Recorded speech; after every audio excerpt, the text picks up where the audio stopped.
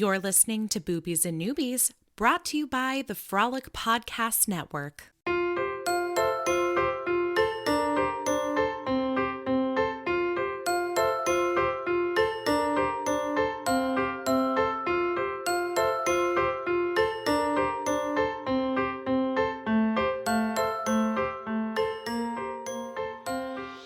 Welcome to Boobies and Noobies, the podcast that asks novice romance readers to think outside the dick in a box and brave the unbridled world of erotica. I'm your host, Kelly Reynolds, and it is time for another episode of Rock Out with Your...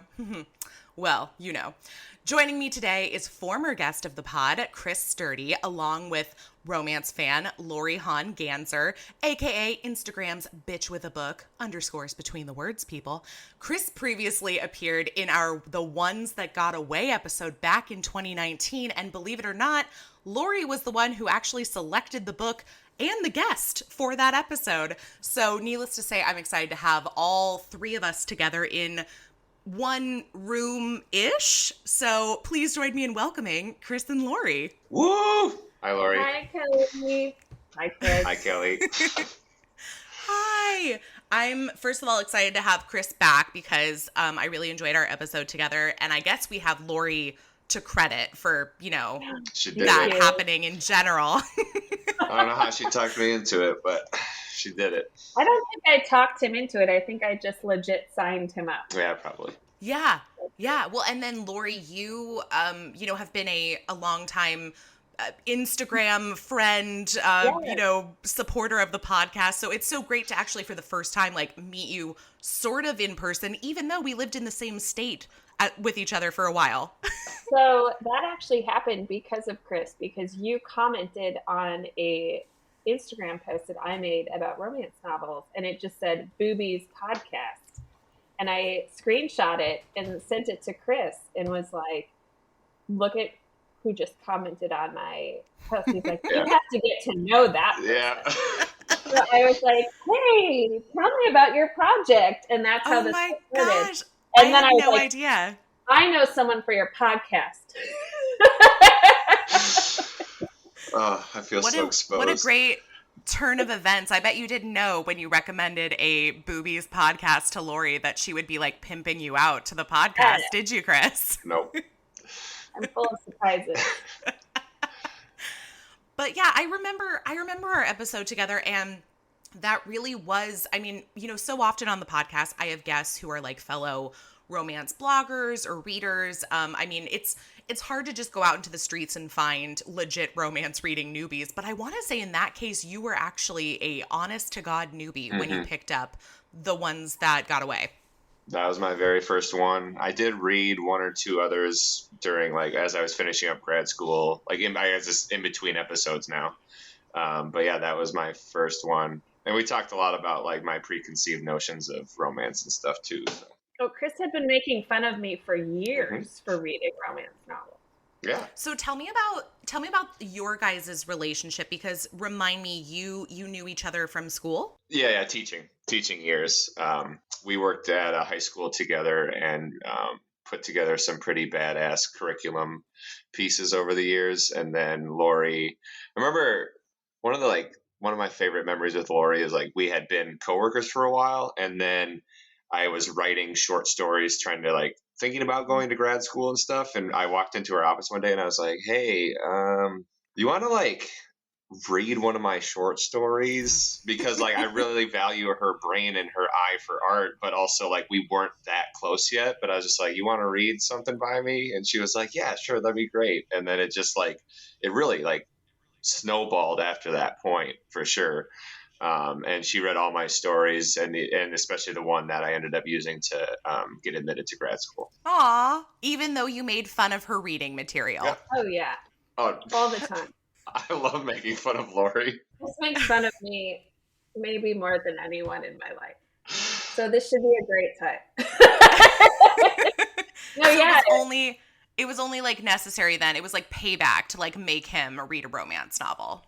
Probably. Totally. So yeah, we worked together and just figured out pretty quickly that we were aligned in a lot of things in terms of education. And because we're both English teachers, also aligned with literature, and then our relationship shifted into a friendship.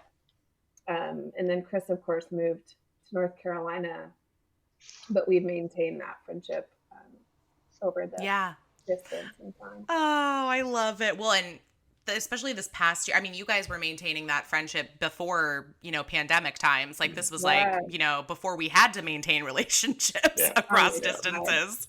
Yeah, it's been a wild. I mean, and I think a cool thing about our relationship is that like we live very wildly different personal lives. Like I'm a mom of 2. I'm in this very like specific station in life, and Chris is out like chasing down his art dream. And I'm bartending. That's part of the art dream, right? Don't those two like tie in together? Like it's either like bartending, personal assistanting, or waitressing. I mean, there's only like a few that you can choose from. There's been some people that have come into the bar and they're like, they don't believe that I'm a bartender, and I'm like, well, not by trade. Like by trade, I'm a teacher. And then they like try to offer me teaching jobs, but they're all like 3 hours away. Like, I know this person 3 hours away. And I was like, I don't really want to move, but like, I am flattered. And can I get you a beverage? Mm-hmm. How did you want your Manhattan? Yeah, exactly. Well, I'm curious, like as teachers, when we talk about sort of like the romance genre, and especially as, English and literature, teachers, where do you think, does romance have a place sort of like in the curriculum in schools? What'd you think, Laurie? I think about conversations I've had with teenagers about love and intimacy and relationships, and absolutely. I mean, and certainly I'm on the side of things where choice reading needs a space in schools. And a huge thing about romance novels is that a lot of people will say, well, I don't really read, but I do love a love story. Like, the people are like, so some people have that shame piece of it. Mm-hmm. And other people are like, well, I don't really know to be ashamed. Part of my mission as an English teacher has always been to foster a love of reading and to create lifelong readers. And honestly, a beautiful part of the romance genre, is that it is fun to read. And it feels good to read for most people, especially if you find your space within it. So yeah, absolutely. If anything, to validate that reading for the purpose of pleasure is a big deal. Okay, well, I expect to see a romance novel in your curriculum then. No. I've become more and more unapologetic about reading romance novels. Good. That took a bit for me though, because I definitely do these are the 2 books in front of you right now. I have Our Lady of Perpetual Hunger, which is like this award-winning memoir, and then I have Baking with a Rockstar. But hey, they are both about food. Well, I mean, there you go. Honestly, if you gave me any book about food, doesn't matter what the genre is, I'd probably read it. Yeah, that's true. That's fair. No, I think romance novels would be important in today's curriculum, because I don't know if I told you this, Kelly. I ended up giving a presentation on erotica novels in one of my classes. You shut your mouth, Chris. Why did you not tell me about this? This is amazing.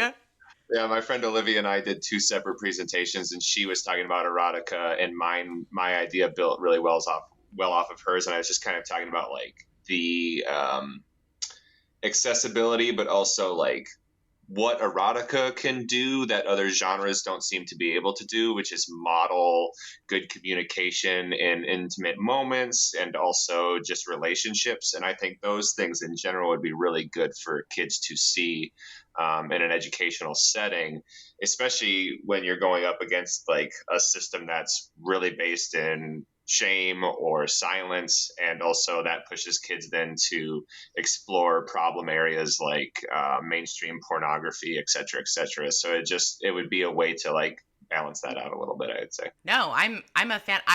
For many years, I'm the daughter of 2 teachers, and so for many years I've like always contemplated the potential of becoming a teacher. And I feel like, and I do teach online courses for a university at this point, but I feel like I eventually will make it into like the high school classroom. And it is so important to me when thinking about like building like a library of books, of like what kinds of books are included within that library. And thankfully there are so many wonderful things being published today that are, full of diverse characters and, thinking beyond romance, but just like the relationships that we're seeing, like familial relationships and friendships that are just so different. And so there's so many options. Like, and I think it's important, like Laurie said, to like kind of find your space, like to find your space in romance, to find your space in what you're reading so that you can see that there are people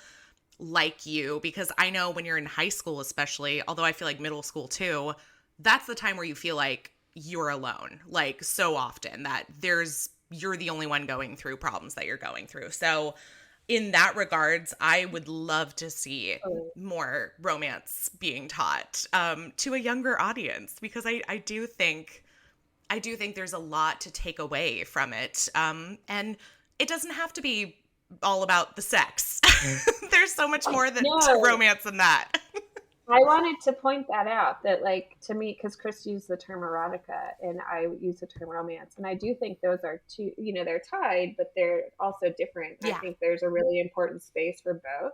And I think about when I had a practice in my classroom where kids would read their own book and their assessment was they had to talk to me about it for 5 minutes. Nice. And so like if you can chat about a book for 5 minutes, you've engaged in it. Like, and that's really what you need to know in an assignment like that. And so I got all these opportunities with boys and girls to talk to them about love and dynamics and things like that. I think I veered away from the sex stuff because that is a tricky, dependent on the book, of course. And this was a while ago, so the modeling wasn't as healthy at that point, but just those opportunities to have conversations with kids, with someone that's not your parent, honestly, like, is a big deal. I agree. Well, and just having conversations in general. I mean, one of the whole reasons I started the podcast was to have conversations about a genre that I loved, that I felt like too many people, were guilting me for, loving it or having something to say about it without having read or experienced it for themselves. Like if you try out a couple books in a genre and you're not into it, that's okay. Like that's totally fine. But I think it's hard to like place a blanket statement over anything, let alone an entire billion-dollar industry. So this is the reason I started Boobies and Noobies, was just to have conversations, just to have discussions and kind of dig deeper into like, well, why do we feel that way about romance? Or, where do these thoughts come from? And is it worth exploring to maybe change your mind a little bit? And some people are fine having their minds changed. Some people not so much. And that's fine. I respect that as well. It's why you'll never hear my dad on this podcast, because he does not want to have his mind changed. And also there's absolutely no way he wants to talk about sex with his daughter. So I'm like, that's fine. You can stay over there. That's okay, God. Dad. I can't imagine. Now I'm going down a mental road I don't want to do. Well, let's veer away from that road. And before we talk about the book, I just want to say, is there anything that either of you want to promote, or do you want to, share your handles for people to follow you and your readers' journeys? Yeah, I got just some things that have changed since last time. I think I read a poem for you last time. You shared your poem with us. I'm not going to do that this time, but since I did have a couple poems published since then. So if I'll plug some magazines here that every time they have new issues out, I go and read them. I'm in issue 18 of Emerge Literary Journal. There's a poem on there by me called Age 24. You can find that online. And then I have 2 poems in Press Pause Press, which is both a physical and an online journal. So you can check it out online. And if you do like it, you can order physical copies that have gorgeous artwork in them. Oh, nice. So yeah, it's just if anyone's interested, Emerge Literary Journal and Press Pause Press, and just look for Christopher Sturdy. That's my big update since graduating. Yeah, congrats. That's major. And you wrote a novel. And I wrote a novel. My thesis is done. I'm editing it right now. Yay! So maybe there'll be a published book at some point. We don't know. I mean, this is my broadside.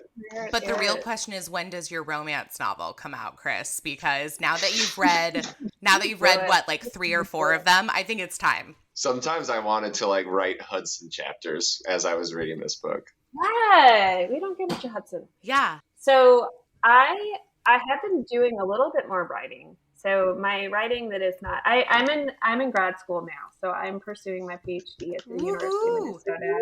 Yes. Yeah, so that's my big focus. And I mean, I'm sure that maybe a handful of your readers want to think about foundational literacy instruction, but my Instagram page is a really good center for the projects that I have going outside of that. And I've been doing some writing on Medium. I did a lot last summer, actually. And then I am in the beginning stages of a podcast also with two other colleagues called #TheoryBabes. We're going to get it going. We have one episode recorded about education theory. Oh my God. I am so here for it. It's going to happen. It's going to be Chris is one of the few people that has heard this episode. It's super nerdy and super dope. Yeah. They would be great people to have on this podcast. They're super brilliant. Laurie, you should get Marika on here. You should get like an executive producer position, like for Boobies and Noobies, because I am a networker. I connect. Brought me to Chris. Chris brought me to a couple other former guests, and then here we are, all of us together, and then now you're just like, well, I have this other podcast, and I know people. I can totally. Actually, Marika read the one that got away. Remember? Because she met Chris and we were talking about the podcast and this conversation was happening about this one. I was like, hold on a second. Let's get Marika on. We'll get her on. She can do the one about Kincaid, Chris's imaginary girlfriend. Yes. If people go back and listen to the ones that got away, they will know that we were both very excited for Kincaid's book, but Chris more so than me. Like he was extremely excited. He was ready. No comment. Yeah, it's in my room. Okay, but I'm gonna read it next. Okay, got it. Well, I'm glad. I want you to report back once you do, so we can hear all about it. But Laurie, that's super exciting though about the podcast. And first of all, the name #TheoryBabes is super cute. So that sounds like something I will absolutely enjoy, and I can't wait to listen to it. Yeah, it's exciting and it's just fun to talk about. It's fun to find niches, right? Where you're like, no, I really love talking about this. It's fun for me, and invite other people into that conversation, particularly in something like theory that is overwhelming and intimidating for people. So taking it in the form of listening. I love that. The conversation actually, hopefully will get some people pulled in a little bit. Yeah. Thinking more deeply about education.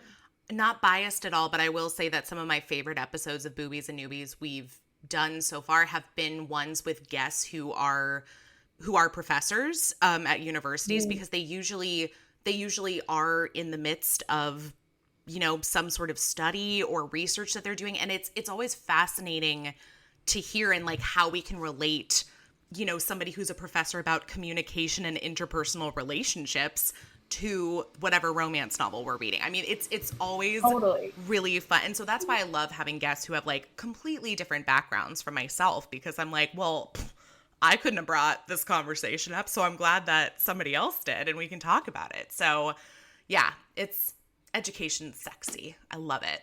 Education is sexy. So sexy. Like the last thing I think about when graduating, I'm like, damn, this is sexy. Damn, I got my MFA. Look at me. I do like the least sexy education work because it's foundational reading. So it's like things like decoding and phonics. And so this is actually a huge joke because my two podcast mates are like, I'm going to talk about imagination and I'm going to talk about radical critical literacy. And I'm like, let's talk about the alphabet. Yes. Hey, that's where it all begins when it comes to education. So there you go. Yeah. It's good. I love it. Well, I'm excited, like I said, to have you both. And today we are going to be talking about the book Baking with a Rock Star by Jasmin Miller. And this contemporary small-town rock star romance, it's packed full of tropes, was published in February 2019. It's available on Amazon for free with Kindle Unlimited, or you can pick yourselves up a very beautiful paperback copy like Chris and Laurie did. Oh, yeah. I wish everybody could see that you're just constantly, anytime we mention the book, they just hold it up. There it is. Beautiful cover. And I'll also mention that this is the first book in the Mitchell Brothers series.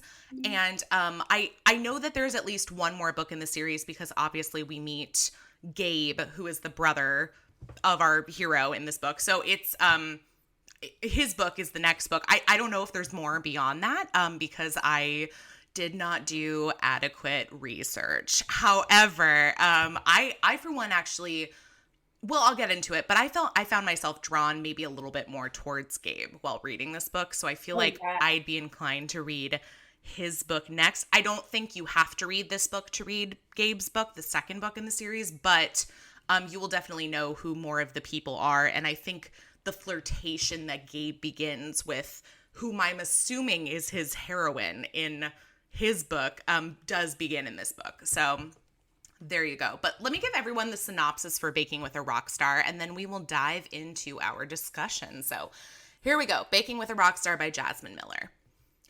When a rock star and a single mom become roommates, delicious sparks are bound to fly. Rockstar Hudson Mitchell is over the glitz and spotlight of the music industry. Desperate for a break from the fast-paced life of fame, he retreats to the one place that has always been home, Brooksville, California. It's the same place where Charlie has taken refuge, trying to build a life for herself and her young daughter. The quiet, small-town atmosphere and her new bakery venture are exactly what she needs to pick up the pieces of her shattered past. As they spend more time together, neither of them is prepared for the effect Charlie has on Hudson and how important she would become for his career. Ooh, I don't know if I like that last sentence. Like that leaves us on a cliffhanger with this synopsis and makes it seem like he's taking advantage of her for his job, and he's totally not. No. Not at all. Yeah, up until that last one, I was going to say it's a pretty good synopsis, but I'm not a fan of that last sentence. I really enjoy that pick up the pieces of her shattered past is in all caps. Pick up the pieces of her shattered past! Yeah, that's like adding like 3 exclamation points into a sentence too. Like you better enunciate that the right way. All right, well, I'll turn it over to you guys. First of all, I'm assuming for Chris, maybe for Laurie too, was this your first read of Jasmin Miller's books? Yes. It was mine too. This was my first Jasmin Miller. She's prolific. I actually have not seen anything by her, and she has a lot. Yeah, she does. She has a lot.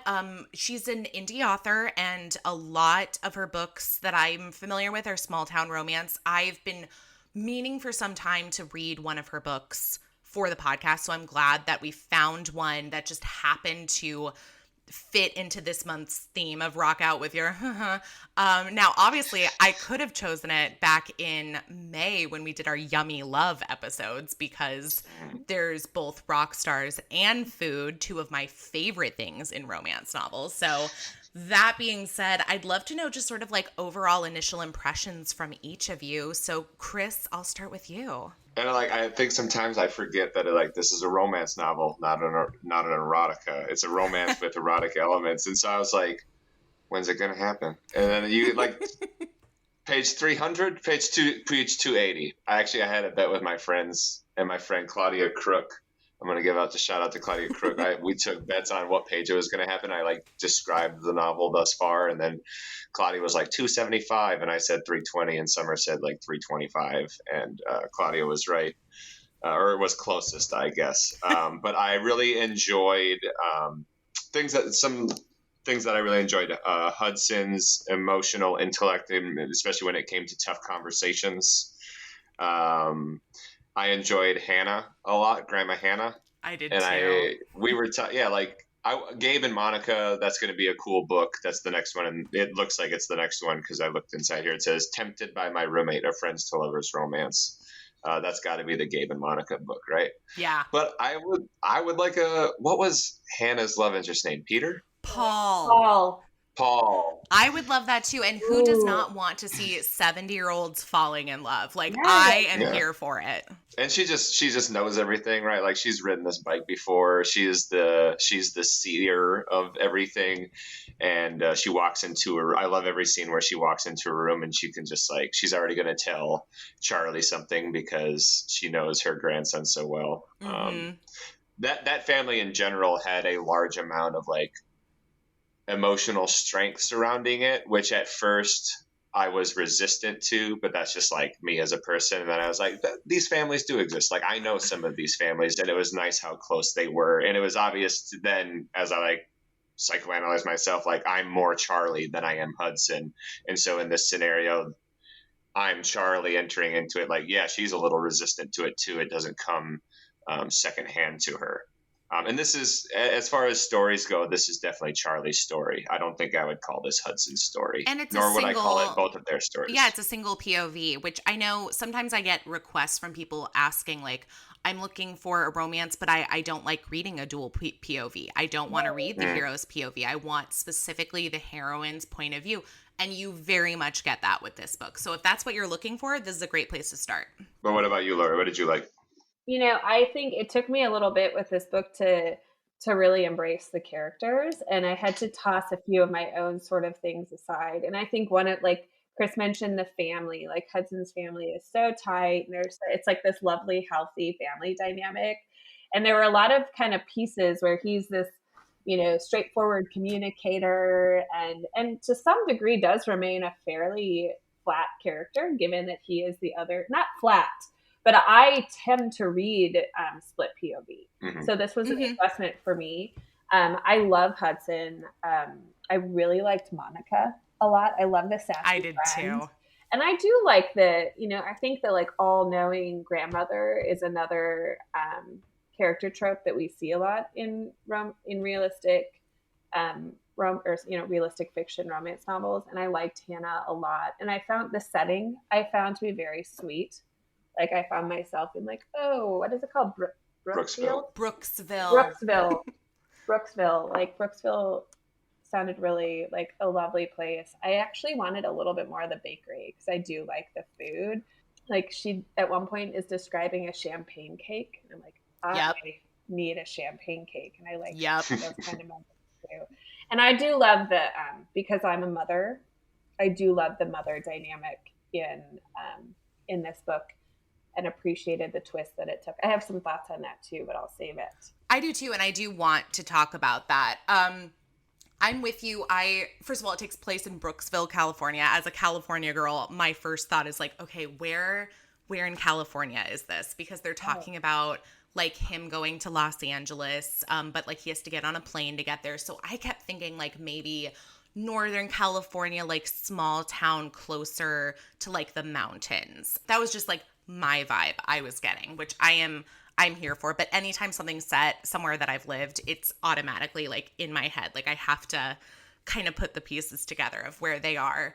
I love a good small town romance, and I'm with you. It's so funny when you're reading a family that has like a healthy dynamic where you're like, this is so fake. Like, this is so wrong. And I'm just like, oh my God, what does that say about us as like human beings in 2021 that we're like reading this family who has like open communication with each other, and like they are very supportive, and they know each other's faults to the point where it's like they can help without having to wait for somebody to ask for help.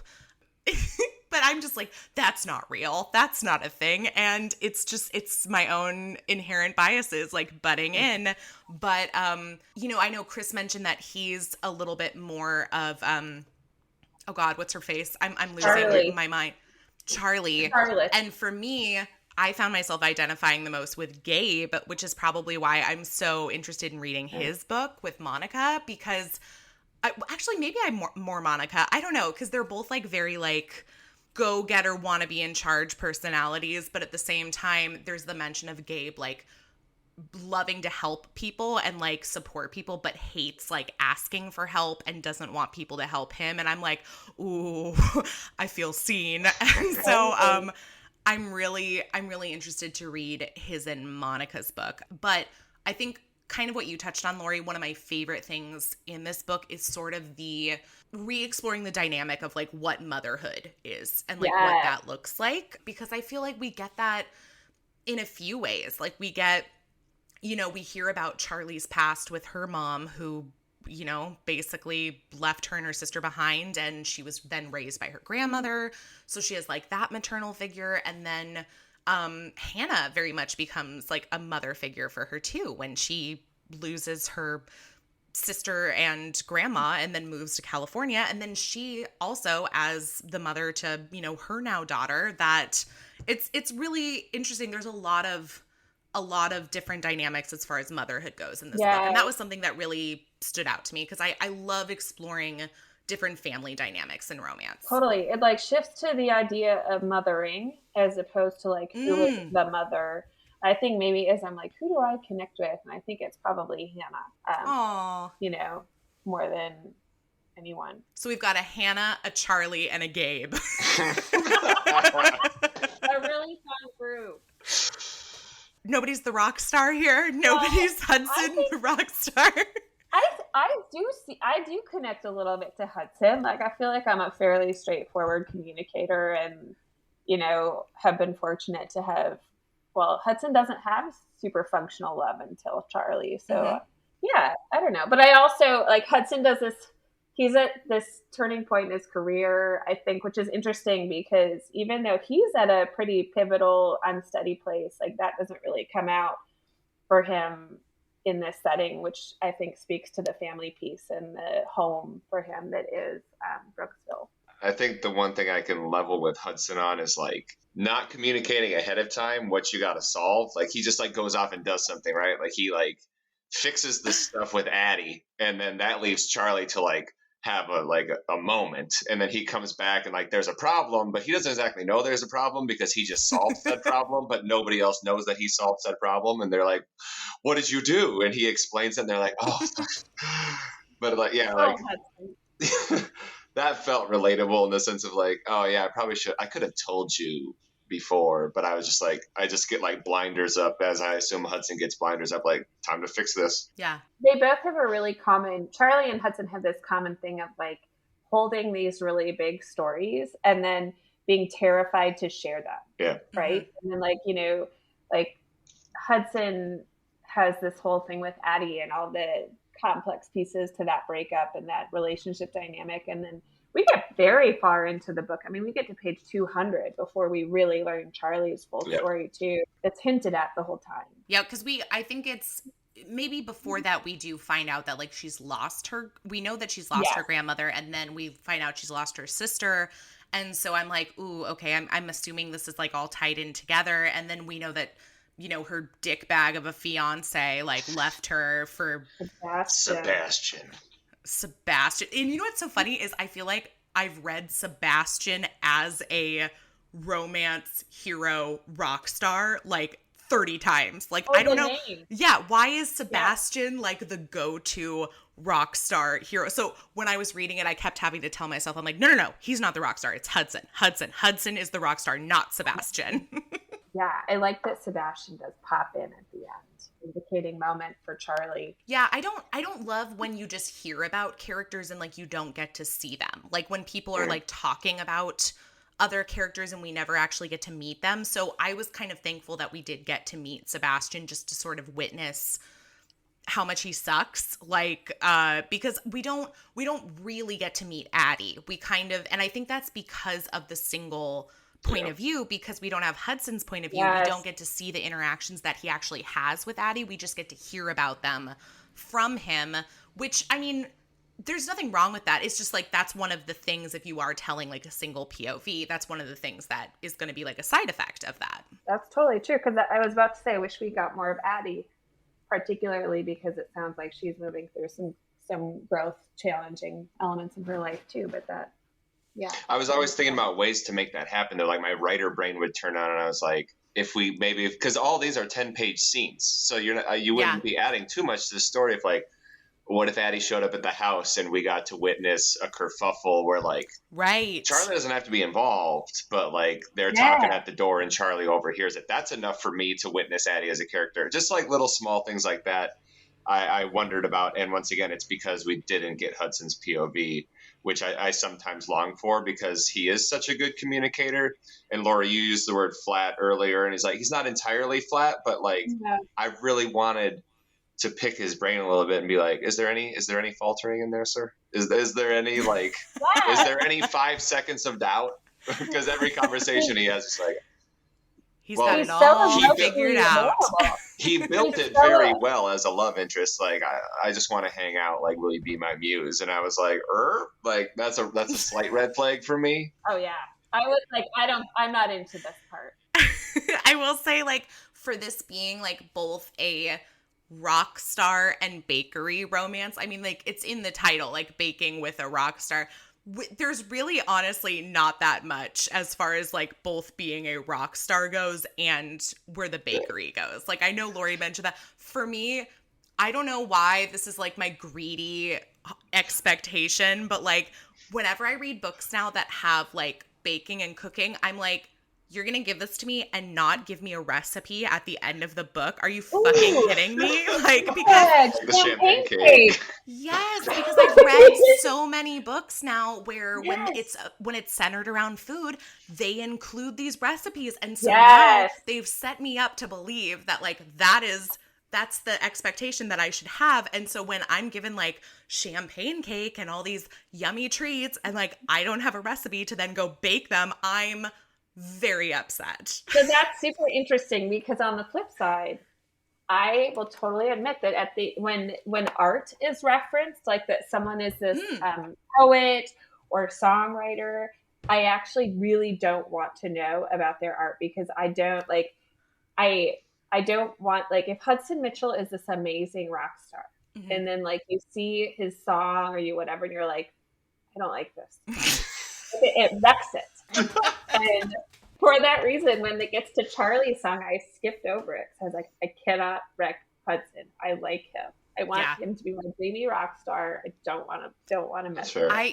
I totally understand what you're saying though, Laurie, because like it's whenever I do read some sort of, whether it's a rock star romance or just there's some sort of musician involved, I feel like a lot of the times there is a section where they include song lyrics. Like, oh, this is the song that they wrote that's usually inspired by the other person.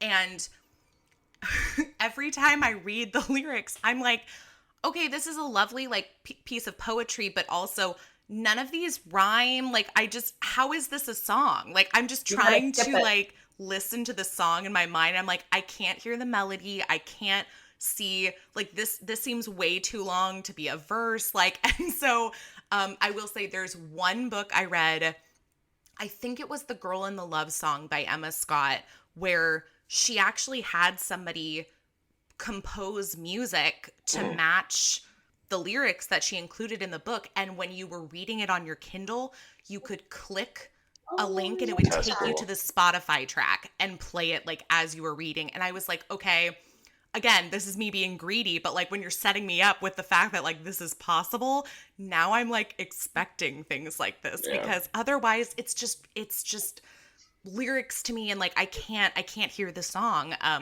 totally hear that. We don't know really, other than that he's that he's very popular. We don't know what kind of artist Hudson is. No. Like, we don't know if he's I assumed country. Did you? That's funny because I went down like a guitar pop crooner route. I was thinking, and so funny because I was thinking like a hosier, like darker, moodier, like rock. Oh no! It just not every time, but a lot of scenes his clothing is described, and I'm like, that's Luke Bryan. That's Luke Bryan. That's Luke Bryan. And then you look at the picture on the book and you're like, that's Luke Bryan. Like, so I think it was just a fog from the beginning where I was like, that's Luke Bryan. And then it was just in your head, can't let it go. He's got to be Luke Bryan, country superstar. Like, mine, like, he didn't wear boots or anything, and I don't remember her talking about shoes, but it always like jeans and a V-neck shirt, and I was like, that's like, you know, or I don't know, I don't pay attention to country anymore. You know, it's like, is this Florida Georgia Line? No, that's so interesting because I'm like wanting to like really like hash this out because I really went. It never occurred to me that it was country. I went down more like that, like male singer songwriter, like man with a guitar, clean cut, like sings about like this is a throwback, but almost like a Gavin DeGraw. Oh, Okay. I love him. I've You seen know him what I live. mean? He's so good. Yeah, like that sort of, sweet guy that sings about love songs. I can see that. Like now that you're saying that, sorry, Chris, I'm never going to picture Luke Bryan. But I don't even know what he looks like.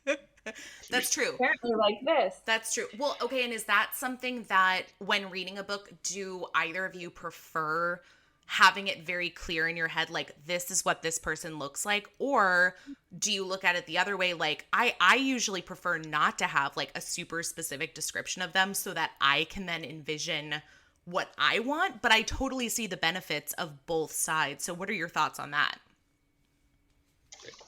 In a book like this, I think it calls for specific descriptions. I think a lack of description is more of a symbolic or political choice. But in a book like this, that you don't need that at all. So like it just makes sense for me to have a clear picture of like what Charlie and Hudson both look like. Do you Okay. feel like you had that? As far as clothing choices go, yeah. Like what they look like? Do they have heads or are they just wearing...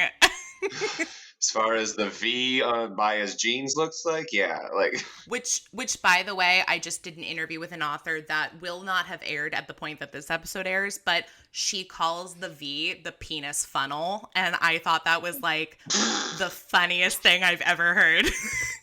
That's amazing. Yeah, I've never heard that I'm not described as that before. Yeah, I'm going to use that in everyday vernacular now. Yeah, penis funnel. Just going to sit at the beach. Sit at the beach with my friends. So Kelly, you have to know Chris will do this. Yeah, just be like, look at the penis funnel on that one. Yeah. Laurie's face.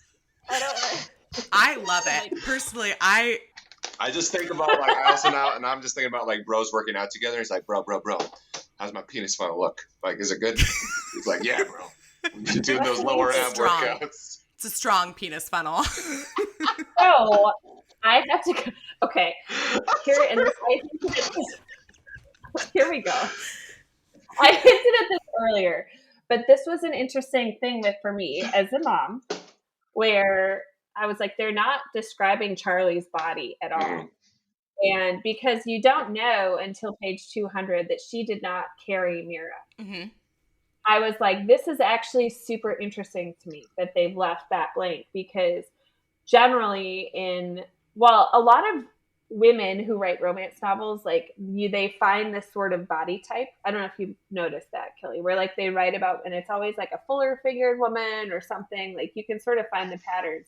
I was like, why is she not describing Charlie? And and there were no like tells that Charlie was living in a body that had carried a baby. Right. And so that was an interesting point for me. Except for there's one little part where she tries on Dahlia's dress and it's tight around the torso. I was like, ooh, there it is. Yeah.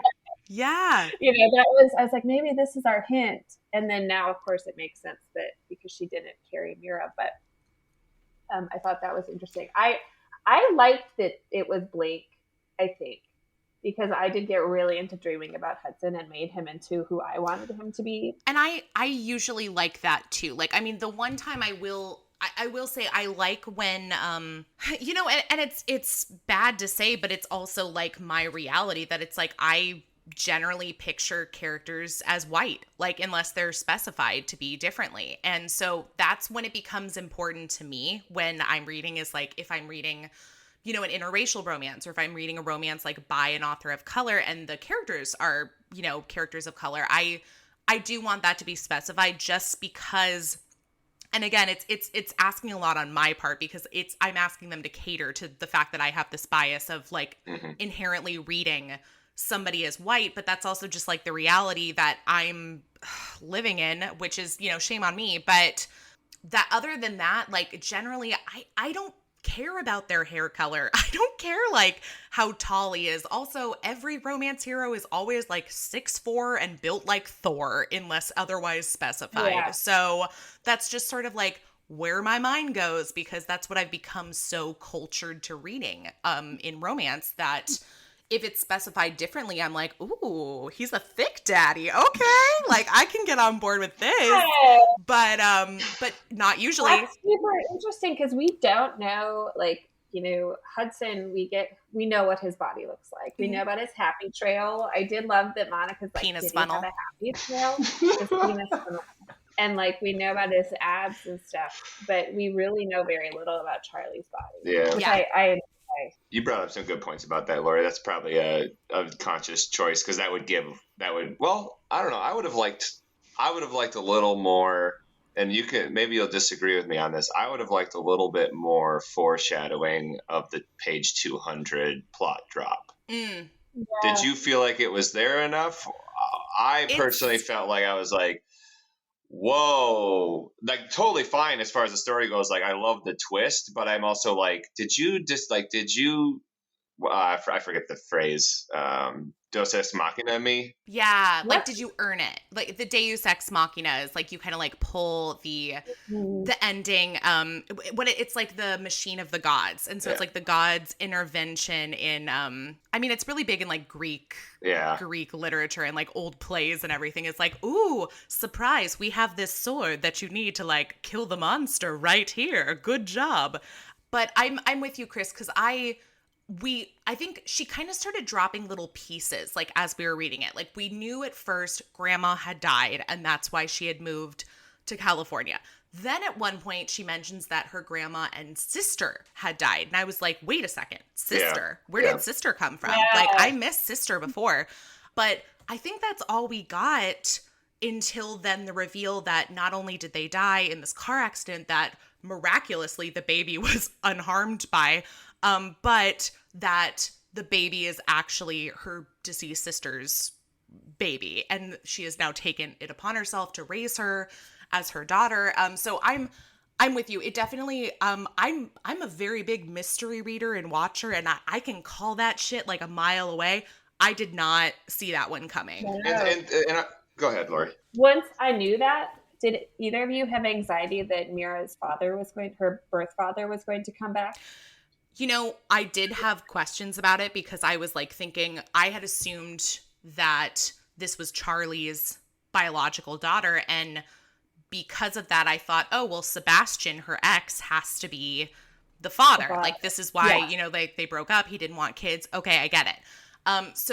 But we never get really any story about Mira's biological father. Once we find out that who her actual, birth mother is, I'm like, oh, well, okay, like, so do we not find anything out about the father? Is it still Sebastian? Was there an affair? Like, I had all these questions and I don't think that was ever answered, but at the same time, do we need it to be answered? No. But that would have been a different way to go with the story. I totally understand that. Yeah, there are so many big moments in this book, like really big moments, like the tabloid moment and then Addie's pregnancy. I mean, like all these things. So I was like, it felt feasible that the birth father would return, but I was glad he didn't.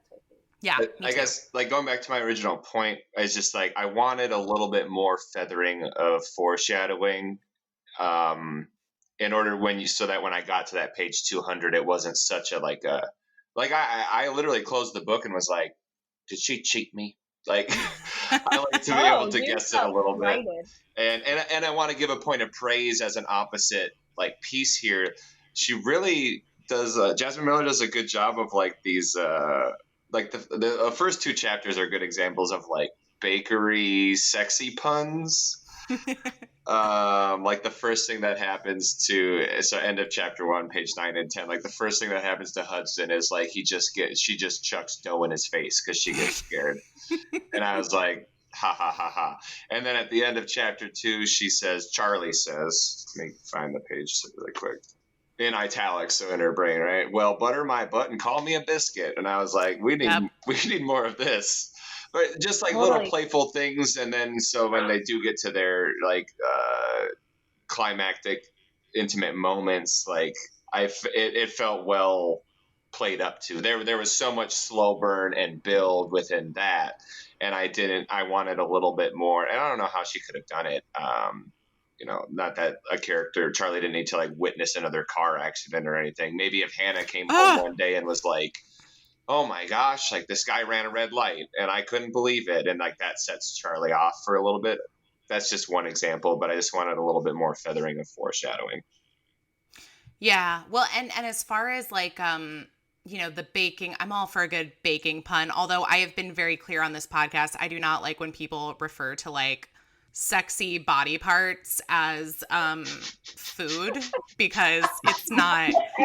Anytime somebody compares nipples to like brown sugar, yeah, it's not for me. Like I'm just like, stop talking about like biscuits and cake and everything when you're going down on her. Like this doesn't work for me. So yeah. Oh God, frosting. I hate that. I hate that so much. Or syrup. Anytime it's like her syrup, I'm like, no. I have this scar. I think Chris knows this. I have a vivid memory from being in college when I read a coming of age book about a woman's first experience with a woman, and she uses the phrase "her salty gumbo." No, you told me that, and it's so intense for me. Like it's rooted in my. God, that was 20 years ago, and I still have it right here. Yeah. I'm taking a virtual class right now at this local like literary arts center in Portland where it's a class called Writing About Sex, and I'm loving it. I've only had one class meeting so far, but we did read a short piece that was about somebody going down on a woman and comparing the feeling of being down there to like a warm bowl of soup. And I was just like, oh my God, I don't know how I mean, like in general, again, food, it's not, here's the thing is I think I'm so adverse to people comparing these experiences to food because I haven't heard a good comparison yet. I'm just like soup, gumbo, frosting, syrup. Like, no. I mean, like, these things are delicious, but, like, also, are they sexy? I don't think so, but maybe somebody does? Is this because we don't have, like, a lot of names for it in, like, the common vernacular? So we reach for food metaphors? That's fascinating, because, like, would you ever describe a man's body as food? Like, can you? Sausage. I actually can't. I mean, okay. Like, there's definitely like anything not in phallic. A novel. I've read phallic food related items. Like, yeah, but I feel like usually there's like a sense of humor to it. Like it's like did you guys ever see 10 Things I Hate About You? Yeah. Did we see 10 Things I Hate About I mean, You? it's a classic, but the whole thing about like Allison Janney as like the school principal, like writing her romance novel in her office, his quivering member, and like she calls it like his bratwurst and everything. Yes. And so like that's what I always think of, but I'm like, okay, but that's like them again making a joke out of her writing a romance novel. I think like whenever we put in words, and it's not like I'm saying we have to use the terms like penis and vulva, but I feel like when we get further away from it, it's kind of like perpetuating this like stigma and joke that already surrounds the romance novel industry. Totally. So unless it's made with like a funny tone where it's like you're meant to like understand like, oh, this is them playing like eat my bratwurst. I don't know, but like I hope nobody says that. but do you know what I mean? Where I'm like, I only want it to be like a natural joke. I don't want it to be like the butt of the joke. Totally. And I think about myself, and so I did want to point out, she does the same thing with music a little bit.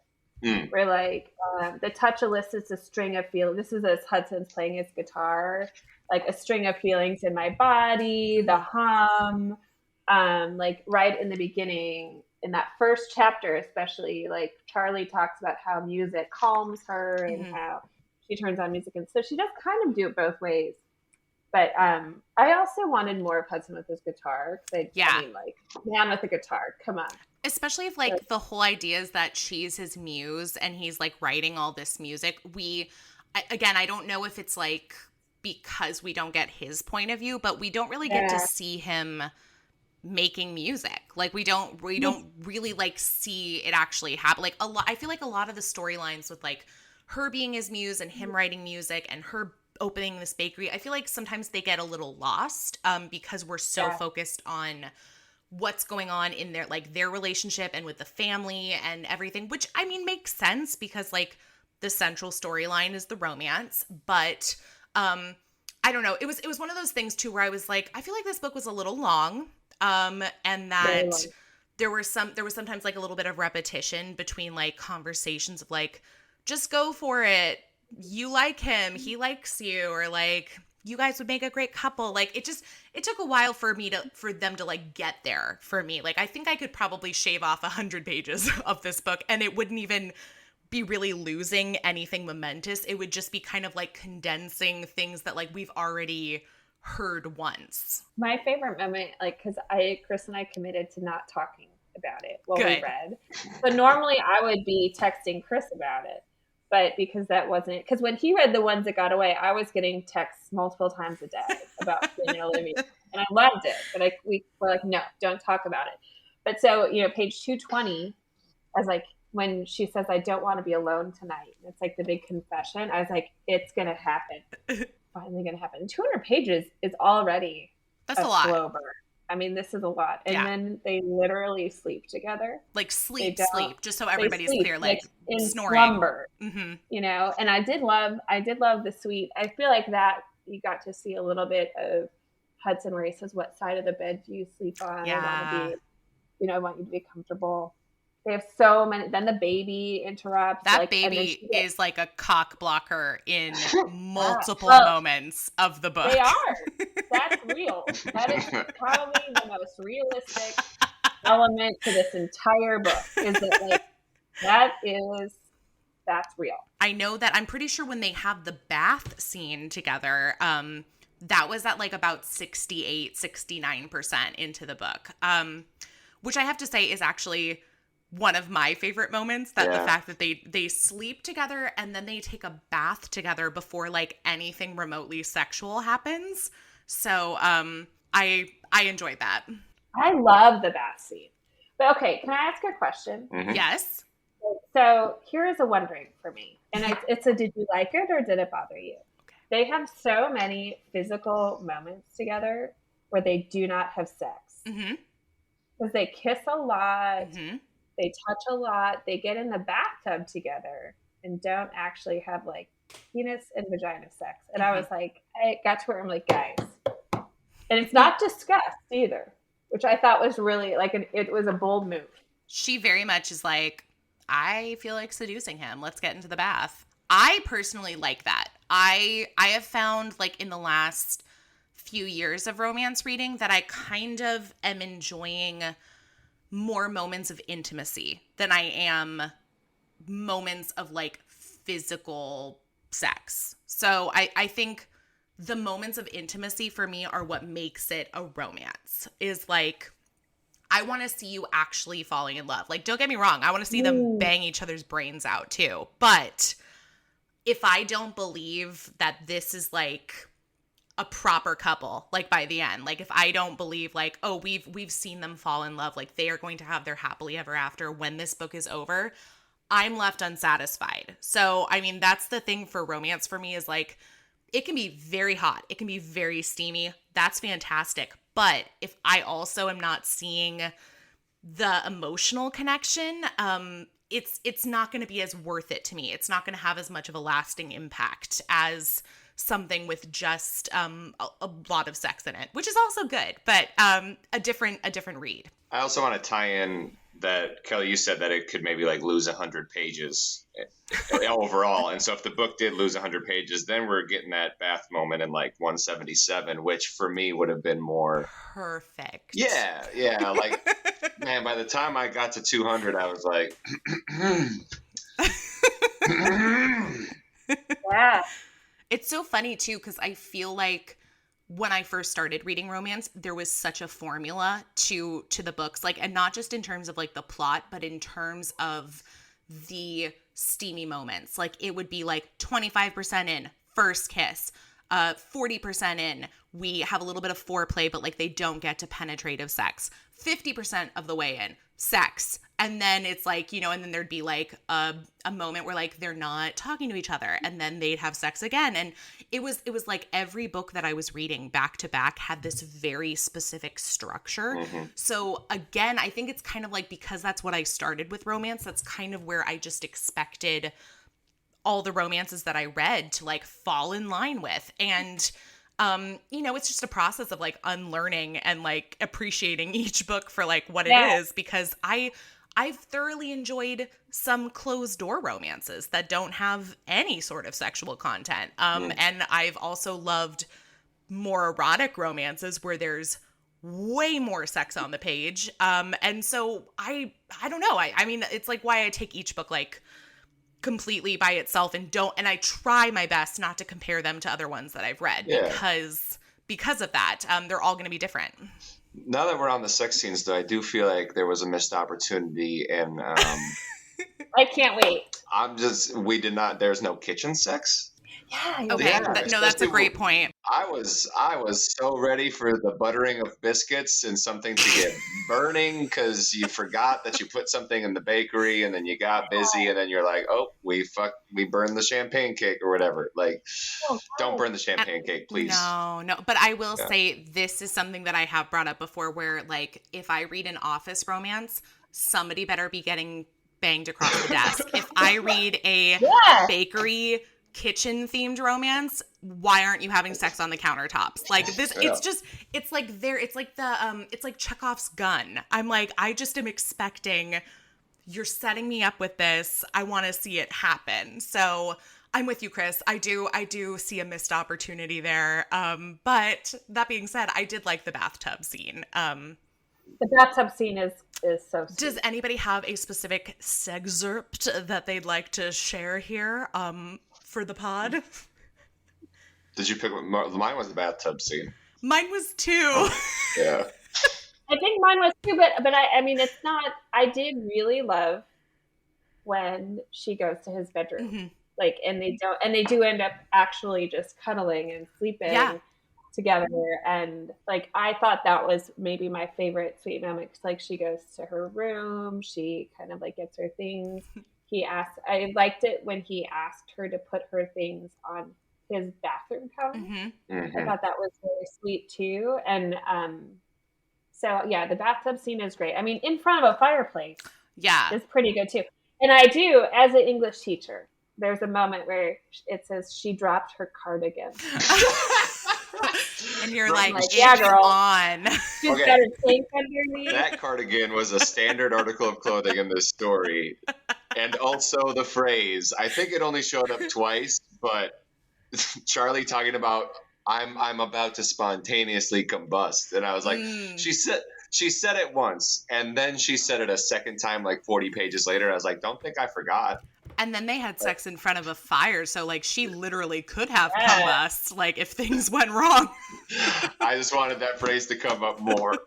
The fireplace is good too, because he says like, should we go someplace more comfortable? And she's like, oh no, I think the floor is good enough. I'm like, get it, Charlie. Oh yeah, no, I'll say this for Hudson. He is a very, very considerate lover. Like, I mean, he like asks questions. He's like, you know, very cognizant of like how she is feeling, whether she's like vocalizing it or not. Like, I'm like, oh God, this guy would be great in bed, like, because he's just paying so much attention to like what's going on. So I was very appreciative of that. Chris, do you want to grace us with a reading of the bathtub scene? I mean, I read last time. Laurie, you should read this time. No. You want me to read the bathtub? You will be reading the bathtub scene as he's finding it. I marked it. It's 277.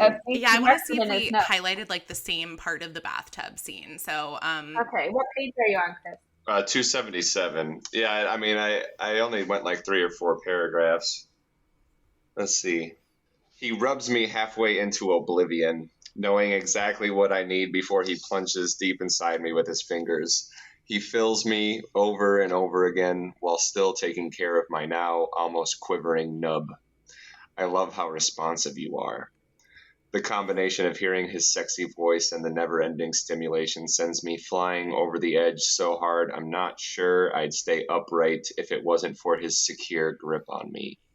After gently bringing me down from my orgasm, he kisses me with a fierceness that makes it hard for me to tell if the tingles in my lower body are after tremors or new ones.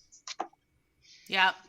That's solid choice. That's the part that I highlighted. You didn't want me reading that. We needed Chris reading that. I started one paragraph before that, but I had that entire section highlighted as well. Yep, I thought about it.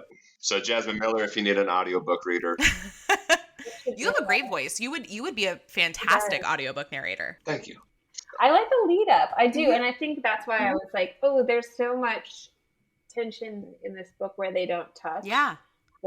And I also tend to, I think as a woman, I love sex scenes where it's actually graphic enough where it reads like something that would happen. Where like and here a lot's implied and it works really well because you do believe they're in love and you believe that like this moment is so charged, it will be a fulfilling sexual experience. She might spontaneously combust. Yeah. Yeah, but like, a lot of times I do appreciate it when novels are written where it reads like a sex scene with the details where you're like, yes, this would actually lead to an orgasm. Yeah. Because that's romance centers female pleasure when we're speaking specifically about, most romance novels having at least one heroine in them. Not all of them, but yeah, that's important. I like seeing the intimate moments, and sometimes they're sexy and sometimes they're not overtly sexy. It's like, putting your stuff on his bathroom countertop, or I really enjoy that they have this really hot first kiss that like basically surprises her, like that they're doing this. And then their next kiss is like a lot slower and just more intimate and like getting to know each other, where I'm like, that's usually what you would think of as like the first kiss. But yeah, I liked seeing just sort of like the progression of the relationship. And even though it was a slow burn, at the same time, I like that it wasn't rushed. Like, and I know that those are like opposing ideas because I want them to get to it, but also I'm like, I want you to earn it. Like, I want it to like be worth it when we get to it. and that's built into Charlie's character. I feel like the slow burn aspect coming out of what she came out of with that relationship. It was, I think 9 times out of 10, it's always going to be a slow opening. It's also, we haven't talked a whole lot about Mira, and that, that like a lot of actually the like super steamy buildup for me is the scenes where Hudson is with the baby and, and he's good with her and he figures her out and he knows her things and he loves her. And that too, that makes the slow element much more believable because, for her to get emotionally engaged with someone that knows her child and then potentially either becomes a permanent fixture or leaves is a big deal. Yeah, she's a package deal. Like, he has to love her and Mira in order for them to be together. And he almost instantaneously loves Mira. I mean, everybody is so taken by this baby. Like, I mean, babies are cute. I get it. But like, everybody is like in love with this baby. But it's such like a sweet family. Doesn't that make sense? That they'd be like so excited to have a baby around. And, there's 4 siblings as far as we know. And none of them are parents. Do you know what else to go along with like the slow burn? I loved it before the epilogue, he doesn't give her a ring. Yes. I like that he gives her keys. Yeah, that was cute. And he even says, he's like, don't worry, it's not what you think. Like, he is definitely like on the list of like book boyfriend like goals, like, because he's very thoughtful, very considerate. I wish we got to see his point of view, but from what we know about him, from what we see him through Charlie's eyes, he's definitely very considerate, is always like kind of thinking ahead and like knows that she has, boundaries and like trauma that she's dealing with. And so he's very respectful of that. And like, I'm going to give you a key, even though you already live here and I do want to propose, but I won't yet because I know you're not ready and it's too fast. And I'm like, swoon. But Yeah, totally. And he's good with babies. Like, come on. This is... and he's a rock star. Like, oh, God. Didn't you want to hear him sing? Like, that was, I think, I'm like, oh, I want to hear, like, moments where Hudson is. I thought about that, too. That's another 10-page scene where, like, don't tell me Charlie didn't sneak off and, like, scamper off to his room, see what he's doing. Oh, is that the guitar? Is he singing to himself? Like, Yep. Is he singing my song? Like, that's some outtakes. Yeah. I would totally want to hear Hudson sing. Yeah. Well, I mean, a singing man too. Like all of these things together, like the man with the baby, the man with the guitar, the man. It did take me a minute to get into like the quick feelings that are developed, like when he's like, "You are my muse," and it's been an hour or something. I'm like, why? That's weird. Like Chris said, that's a red flag. I'm like, yeah, that's creepy. And like there were these moments where he's like, "I know that I am into you." I'm like, how? I don't get it. You know, like, and I think I was talking to a friend about it because I couldn't talk to Chris about it. And I did have to like get to a moment where I was like, I am suspending reality here and just really floating along with it. I mean, in that regards, there's definitely like the insta-love trope kind of popping up a little bit, especially, I mean, like, it's definitely, they're both attracted to each other from the get-go, but I think he's definitely more smitten with her. I mean, honestly, everybody's got insta-love with the baby. Like, everyone's just like, we will die for this child. But yeah, no, I think there is an insta-love element, which I found goes pretty well with like small town romance. Like I see that a lot in small town romance, but yeah. And Gabe and Monica have it too. I mean, you know immediately that Gabe and Monica have a chemistry, which is interesting because they meet over Zoom or something. Yeah, like, and you're like, already, I know, like, this is going to be your book. Like, I know that it's going to be the two of you, and, like, you're not even in the same place. You're talking via Zoom. I kind of want a book for Addie, who I know isn't with the family, but, like, if Addie is actually going to heal, which it sounds like she's, you know, working on, and the sisters are, you know, the sister, is it Dahlia that has the art center? Yeah. Like, there's a lot of material here. That's what I want is we have the Mitchell brothers series, but I want the Mitchell sisters. I would agree. And I like grandma. And then Don't forget grandma. Oh, yeah. Yeah, of course. So, penis funnel.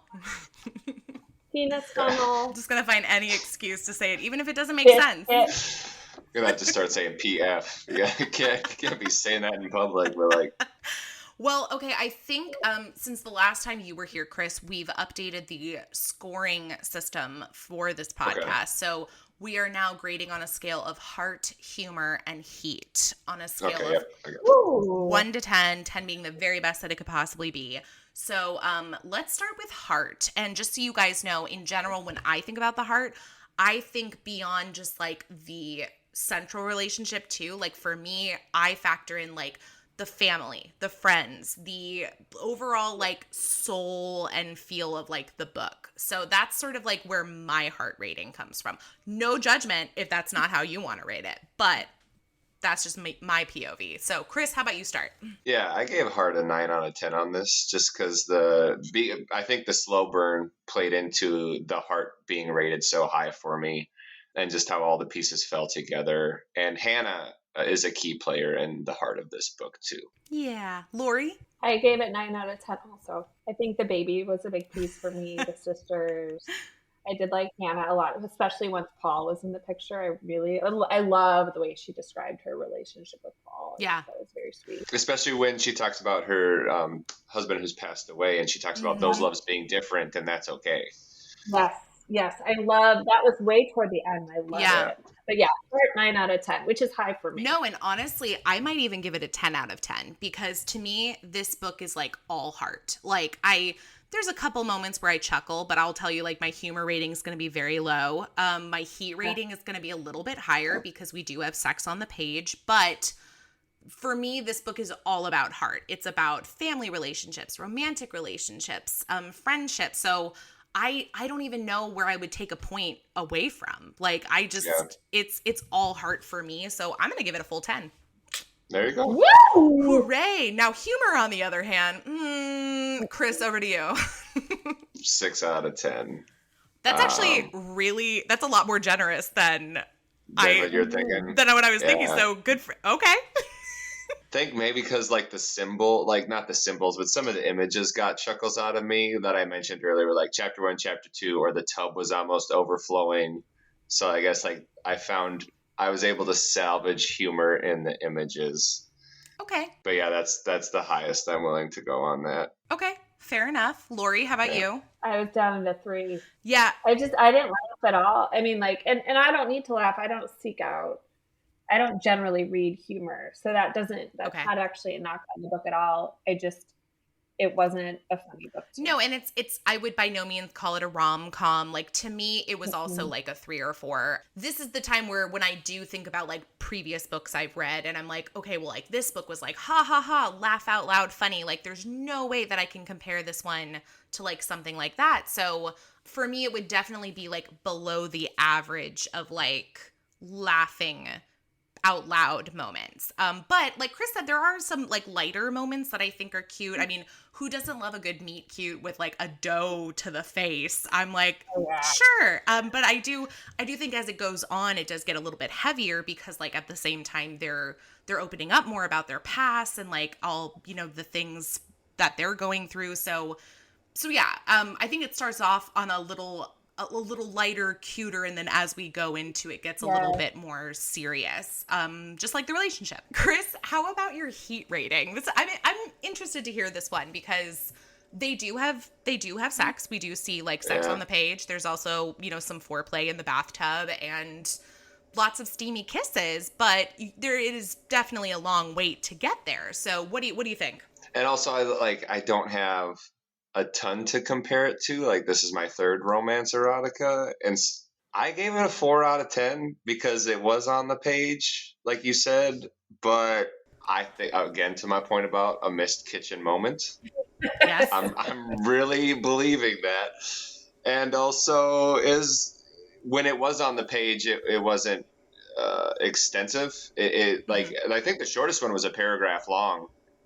So yeah, but once again, we all ranked Heart very highly, and by the time I got to the end of this book, I was like, oh, just a different book that's going to receive different scores, and it's not a good or a bad thing. This one was way more heart focused than heat focused for me. Yeah, and sometimes you want that. Sometimes you're like, oh, you know what? I really need like an emotionally gripping, like heart heavy book, or I need one that's gonna make me cry. And then sometimes you're like, I need to laugh. I need something that is like funny as hell. So you know, it just depends what you're looking for. But yeah, anyway, I think that's fine. Laurie, over to you. I think for heat I would probably put it in the 4, maybe even a 3.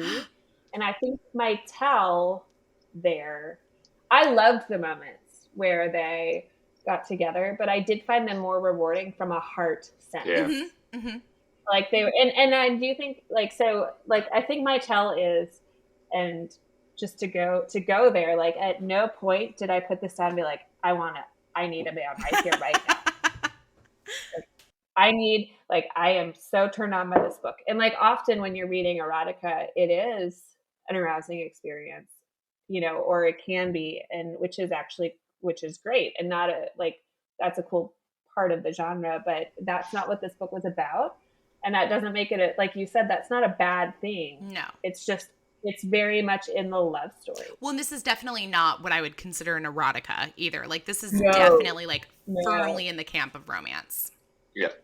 Yeah. And so I would maybe say 3 to 4. I thought the moments that we had were really rewarding, but like I mentioned earlier, they weren't particularly detailed. Like it was more emotionally detailed. Yeah, I agree. I think that's the perfect way to sum it up. I'm actually going to go higher. I'm going to give it a 6 because my personal grading scale as far as heat goes, which is maybe something that I should reconsider, but I'm just for consistency's sake sticking with it for now. For me, my general rule of thumb is that if there is sex on the page, it is at least a 5. And because I've read plenty of closed door romance where maybe there's like some steamy kisses or like some, you know, foreplay, but like not actually like penetrative sex. And so for me, if there is like penetrative sex on the page, it's at least a 5. And because there's more than one scene of it, I got to bump it up to like a 6. So Cool. That's for me. And again, this was one where I was like, I'm loving like these intimate moments. It is very emotional. It's so much more driven by like the emotions than the physical acts themselves. So if that's something people like to read, if that's like what you're looking for, I think this is a great book to pick up. If you just want like wham, bam, thank you, ma'am. No. Do you think that having read this book, you'd be interested in reading the next book in the series, which is Gabe and Monica's book? Yeah, just because I found Monica interesting. Gabe, I found both of them intriguing as characters, so I would be interested in reading that book. I know what to make of Monica. I didn't know what to make of Gabe sometimes. I was like, are you fake angry right now? Like in the middle of this chapter, I was like, what are you actually angry about? He's moody. Yeah. He's a moody man. He's a writer, Chris. You should know something about this. This is why I identified with him. I'm like, ooh, I'm seeing a lot of similarities between the two of us. Like, well, and one of the things too is like they talk about how both Gabe and Monica are like very evenly tempered. Like they have very similar personalities. And I'm like, ooh, that could go so wrong. So I'm very curious to see how it goes right in their book together. We'll have to check that one out after Chris reads Kincaid's book, obviously, because that's top priority for him. And then give me a little time with Kincaid, please. Then we can move on to Tempted by the Roommate and report back. Yes.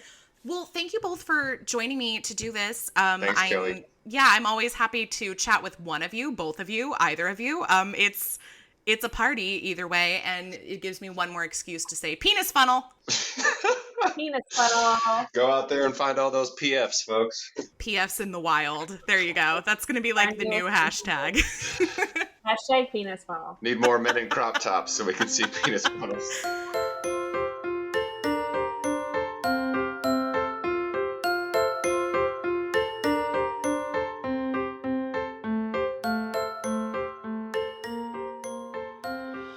Thanks so much for listening. Boobies and Noobies is part of the Frolic Podcast Network. Find more podcasts you'll love at frolic.media/podcasts. You can follow Boobies and Noobies on Facebook, Twitter, and Instagram at Boobies Podcast.